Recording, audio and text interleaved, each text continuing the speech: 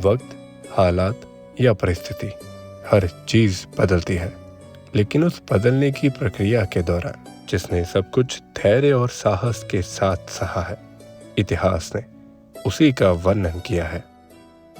36वां अध्याय, भाग दूसरा, द्रोणाचार्य का जन्म। जन्मजय ने पूछा, भगवान, द्रोणाचार्य का जन्म कैसे हुआ था? उन्हें अस्त्र कैसे मिले और कौरवों के साथ उनका क्या संबंध था?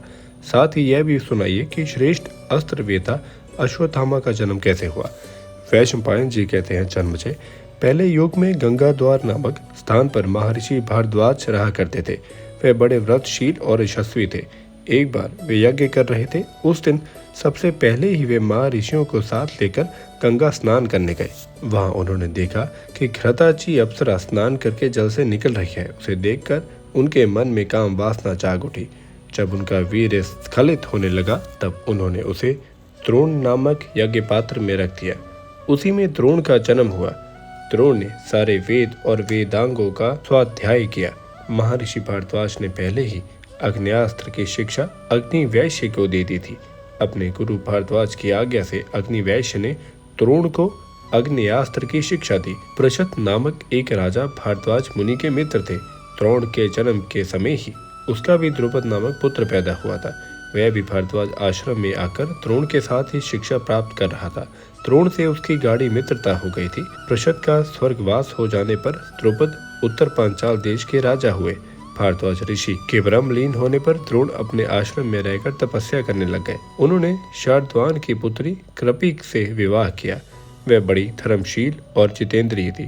कृपि के गर्भ से अश्वत्थामा का जन्म हुआ। उसका अश्वत्थामा नाम होने का कारण यह था कि उसने जन्मते ही उच्च श्रवा अश्व के समान स्थाम अर्थात शब्द किया था। अश्वत्थामा के जन्म से द्रोणाचार्य को बड़ा हर्ष हुआ। वे वहीं रहकर धनुर्वेद का अभ्यास करने लगे। उन्हीं दिनों आचार्य द्रोण को मालूम हुआ कि जमदग्नि नंदन भगवान परशुराम ब्राह्मणों को अपना सर्वस्व दान कर रहे हैं। द्रोणाचार्य उनसे धनुर्वेद संबंधी ज्ञान और दिव्य अस्त्रों की जानकारी प्राप्त करने के लिए चल पड़े। अपने शिष्यों को साथ लेकर महेंद्राचल पर पहुंचकर उन्होंने परशुराम जी को प्रणाम किया और बतलाया कि मैं महर्षि अंगिरा के गोत्र से भारद्वाज ऋषि के द्वारा बिना योनि संसर्ग के पैदा हुआ हूँ। मैं आपके पास कुछ प्राप्त करने के लिए आया हूँ। परशुराम जी ने कहा, मेरे पास जो कुछ धन रत्न था वह ब्राह्मणों को दे चुका हूँ। सारी पृथ्वी भी मैंने कश्यप ऋषि को दे दी। अब मेरे पास इस शरीर और अस्त्रों के सिवा कुछ भी नहीं है। इनमें से तुम्हें जो चाहो मांग लो। द्रोणाचार्य ने कहा, हे भृगुनंदन, आप मुझे प्रयोग रहस्य और उपसंहार विधि के साथ सारे अस्त्र शस्त्र दे दें। परशुराम जी ने तत्काल तथास्तु कहकर उन्हें सबकी शिक्षा दे दी। अस्त्र शस्त्र प्राप्त करके द्रोणाचार्य को बड़ी प्रसन्नता हुई। फिर वे अपने मित्र द्रुपद के पास गए। द्रोणाचार्य ने द्रुपद के पास जाकर कहा, राजन, मैं आपके प्रिय सखा द्रोण हूँ। आपने मुझे पहचान तो लिया ना? पंचाल राज द्रुपद द्रोणाचार्य की बात से चिढ़ गए। उन्होंने भौहें टेढ़ी और आंखें लाल करके कहा, ब्राह्मण, तुम्हारी कहीं मति तो नहीं मारी गई? मुझे अपना मित्र बतलाते समय तुम्हें कुछ हिचकिचाहट भी नहीं हुई? राजाओं को गरीब से क्या दोस्ती?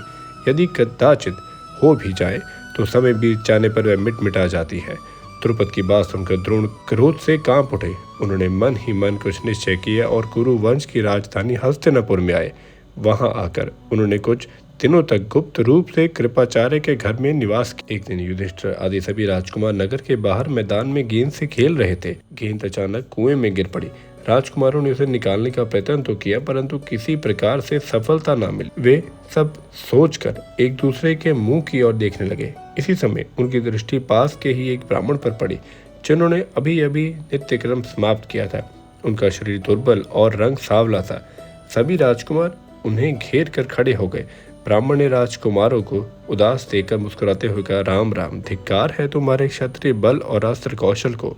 तुम लोग कुएं में से एक गेंद नहीं निकाल सके। तुम लोग मेरे भोजन का प्रबंध करो, गेंद निकाल कर मैं दिखाता हूँ। ये कहकर उन्होंने अपनी अंगूठी कुएं में डाल दी। युधिष्ठिर ने कहा, भगवान, आप कृपाचार्य की अनुमति मिल जाने पर सर्वदा के लिए भोजन पा सकते हैं। अब द्रोणाचार्य ने कहा, देखो, ये एक मुट्ठी सिक्के हैं। इन्हें मैंने मंत्र से अभिमंत्रित कर रखा है।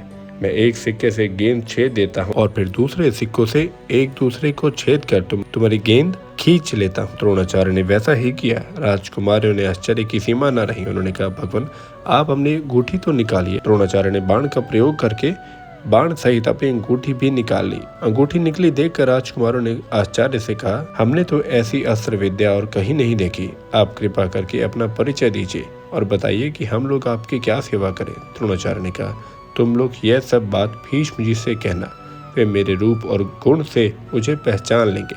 राजकुमारों ने नगर में लौटकर भीष्म पितामह से सारी बात कही। वे सुनते ही समझ गए कि हो न हो महारथी द्रोणाचार्य आ गए हैं। उन्होंने निश्चय किया कि अब इन राजकुमारों को द्रोणाचार्य से ही शिक्षा दिलानी चाहिए। वे तुरंत स्वयं जाकर द्रोणाचार्य को ले आए और उनका खूब स्वागत सत्कार करके शुभ आगमन का कारण पूछा। द्रोणाचार्य ने कहा, भीष्म जी, जिस समय मैं ब्रह्मचार्य का पालन करता हुआ शिक्षा प्राप्त कर रहा था, उसी समय पांचाल राज के पुत्र द्रुपद भी हमारे साथ थे। हम दोनों की बड़ी मित्रता थी। उस समय उसने मुझसे वचन किया था कि जब मैं राजा बनूंगा तो मेरा राज्य, संपत्ति और सुख पर तुम्हारा भी अधिकार होगा। एक दिन की बात है, गोधन के धनी ऋषि कुमार दूध पी रहे थे। अश्वत्थामा उन्हें देखकर दूध पीने की जिद करने लगा और रोने लगा। उस समय मेरी आंखों के सामने अंधेरा छा गया। यदि मैं किसी कम गवाले से गाय ले आता तो धर्म कर्म में अड़चन पड़ती। बहुत घूमने पर भी मुझे दूध देने वाली गाय ना मिली। जब मैं लौट कर आया तो मैंने देखा छोटे छोटे बच्चे आटे के पानी से अश्वत्थामा को ललचा रहे थे और वे अज्ञानी बालक उसे ही पीकर नाच रहा था और कह रहा था कि देखो, मैंने दूध पी लिया। अपने बच्चे की यह हंसी और दुर्दशा देखकर मेरे चित्त में बड़ा क्षोभ हुआ। मैंने सोचा, धिक्कार है मेरे इस दरिद्र जीवन को। मेरे धैर्य का बांध टूट गया। भीष्म जी, जब मैंने सुना कि मेरा प्रिय सखा द्रुपद राजा हो गया है, तब मैं अपनी पत्नी और बच्चे के साथ प्रसन्नता पूर्वक उसके राजधानी के लिए चल पड़ा। मुझे द्रुपद की प्रतिज्ञा विश्वास था, परंतु जब मैं द्रुपद से मिला तो उसने ऐसा कहा कि ब्राह्मण देवता, अभी तुम्हारी बुद्धि कच्ची और लोक व्यवहार से अनभिज्ञ है। तुमने क्या ही बेधड़क कह दिया कि तुम्हारा सखा हूँ। अरे भाई, जो मिलते हैं वे बिछड़ते हैं। उस समय हम तुम समान थे, इसलिए मित्रता थी। अब मैं धनी हूँ, तुम निर्धन हो। मित्रता का दावा बिल्कुल व्यर्थ है। तुम कहते हो कि मैंने राज्य देने की प्रतिज्ञा की थी, उसका मुझे तो कुछ भी स्मरण नहीं। तुम चाहे तो एक दिन अच्छी तरह इच्छा अनुसार भोजन कर लो। वहां से चलते समय मैंने एक प्रतिज्ञा की है। द्रुपद के तिरस्कार से मेरा कलेजा चल रहा है। मैं अपनी प्रतिज्ञा शीघ्र ही पूर्ण करूंगा। मैंने गुणवान शिष्यों को शिक्षा देने का उद्देश्य से यहाँ आया हूँ। आप मुझसे क्या चाहते हैं? मैं आपकी क्या सेवा करूँ?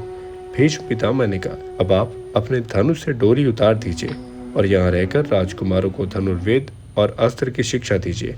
कौरवों का धन, वैभव और राज आप का ही है।